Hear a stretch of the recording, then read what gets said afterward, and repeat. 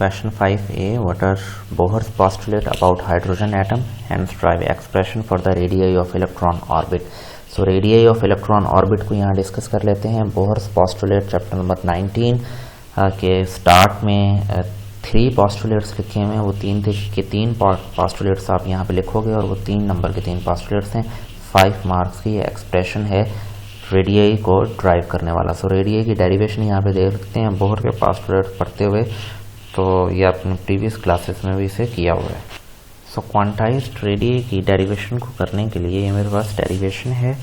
सो एक electron consider करें hydrogen atom में जो v वेलोसिटी के साथ इसके इस ऑर्बिट में न्यूक्लियस के अबाउट रिवॉल्व कर रहा है. अब हमें पता है कि न्यूक्लियस पे पॉजिटिव चार्ज होता है और इलेक्ट्रॉन पे नेगेटिव चार्ज होता है.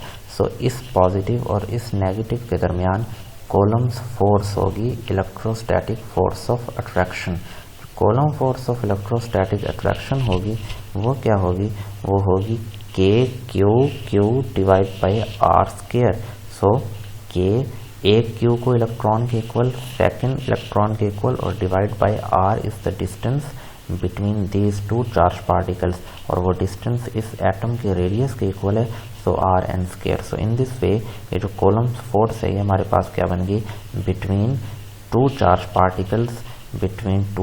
पार्टिकल्स. एक उनमें से न्यूक्लियस है और सेकंड उनमें से इलेक्ट्रॉन है. KE square divide by R N square.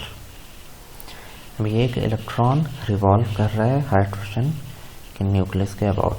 So electron में और न्यूक्लियस में ये स्ट्रॉन्ग इलेक्ट्रोस्टैटिक फोर्स है which is known as Coulomb's force, जिसको अभी हमने ड्राइव किया था KE square divide by R N square. जब कोई भी चीज़ सर्कल में रिवॉल्व करती है तो सर्कल में रिवॉल्व करवाने के लिए वहाँ पे एक फोर्स होनी चाहिए which is known as centripetal force.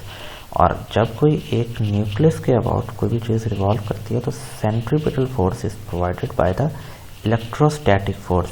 So यहाँ पे electrostatic force F and centripetal force FC ये दोनों इक्वल होंगे, इसलिए यहाँ हमने FC is equal to FE रखा है. FC mv square divide by R होता है, FE KE square divide by R. So mv square क्या हो जाएगा, ये एक R इस R से कैंसिल हो जाएगा और हमारे पास mv स्क्वायर बचेगा KE square divide by RN. ये RN स्क्वायर है, ये RN है, ये एक RN इस RN से कैंसिल हो गया. यहाँ पे सिर्फ mv स्क्वायर बचा और यहाँ पे एक RN बच गया. Now as we know that according to Bohr theory the angular momentum of electron revolving around the nucleus is mvr is equal to nh2 pi divide by 2 पाई. यहाँ से v को हम अलग कर लेंगे, v को अलग करेंगे, ये m और r यहाँ 2 पाई के साथ आके डिवाइड हो जाएगा. So v is equal to nh, ये वैसे का वैसे रहा और यहाँ से m और r 2 पाई के साथ आ गए, ये बन गया 2 पाई m r.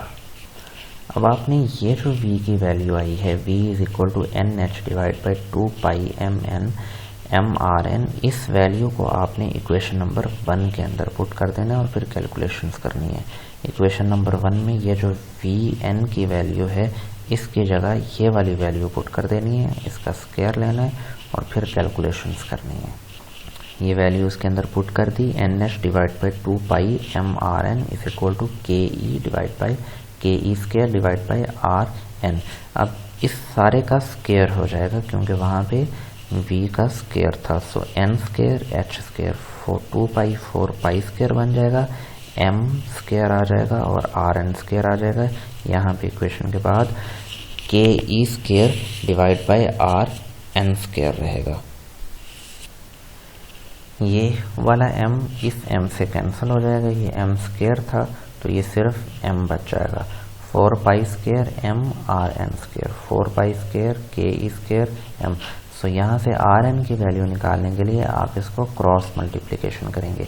RN को n स्क्वायर h स्क्वायर से मल्टीप्लाई करवाएं, इस एक्सप्रेशन को इससे मल्टीप्लाई करवाएं और उसके बाद आप RN की ये वाली वैल्यू निकाल सकते हैं। अब आर एन की ये वाली एक्सप्रेशन के बाद हमारे पास एन स्क्वायर के अलावा जितने भी यहाँ एलिमेंट्स हैं सारे के सारे कॉन्स्टेंट्स हैं। सो इनको अलग कर लेंगे और आर एन स्क्वायर को अलग कर लेंगे। ये सारे ब्रैकेट में हमने लिख दिया और एन स्क्वायर अलग करके लिख दिया। इनमें से एच प्लांक्स कांस्टेंट है, के कोलम्स कांस्टेंट है, ई इलेक्ट्रॉन का जो चार्ज है, एम इलेक्ट्रॉन का मास है। इनकी रिस्पेक्टिव वैल्यूज़ यहाँ पे पुट करेंगे तो हमारे पास एक कांस्टेंट आ जाएगा 0.053 नैनोमीटर। और ये आपके पास इस तरह से बोहर के फर्स्ट ऑर्बिट की क्वांटाइज्ड रेडियाई की डेरिवेशन आ जाएगी। उसके बाद mass defect and binding energy है। मास डिफेक्ट किसे कहते हैं कि एक न्यूक्लियस के अंदर प्रोटॉन्स और न्यूट्रॉन्स होते हैं। फॉर एग्जांपल न्यूक्लियस है यूरेनियम का, तो इसमें 143 न्यूट्रॉन्स हैं और 92 प्रोटॉन्स हैं। So total 240। न्यूक्लियस में प्रोटॉन्स और न्यूट्रॉन्स का जो कम्युलेटिव मास है वो ग्रेटर होता है एज कंपेयर टू जब आप उन्हें प्रोटॉन्स और न्यूट्रॉन्स को कंबाइन करके एक न्यूक्लियस बना देते हैं।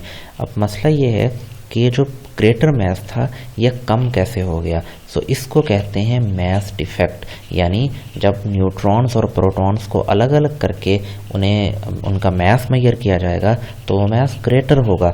जब आप उन्हीं न्यूक्लियस और प्रोटॉन्स को न्यूट्रॉन्स और प्रोटॉन्स को कंबाइन करके एक न्यूक्लियस बना देंगे तो मास कम हो जाएगा।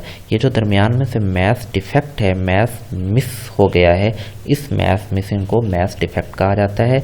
और हीलियम के केस में हमने उसे फाइंड करना है। We know that E is equal to mc square.